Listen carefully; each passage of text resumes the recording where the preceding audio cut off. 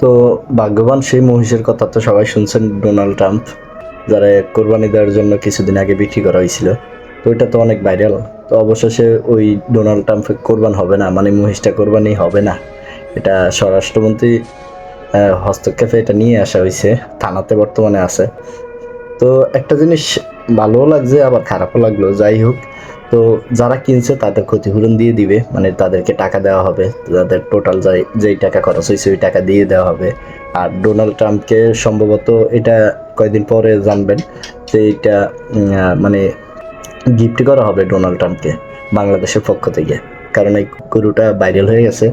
এটা মানে এতটাই ভাইরাল হয়েছে যে বিশ্বের বড় বড় মানে রয়টার্স থেকে শুরু করে বড় বড় সংবাদ মাধ্যমগুলো আছে, সবগুলোতে এটার মানে প্রচার হয়েছে। তো ডোনাল্ড ট্রাম্প ব্যাপারটা হবে অবশ্যই মনে হয় দেখছে, আর এই কারণেই এটাকে কোরবানি করা হবে না, মানে দেওয়া হবে ওনারে গিফট হিসাবে।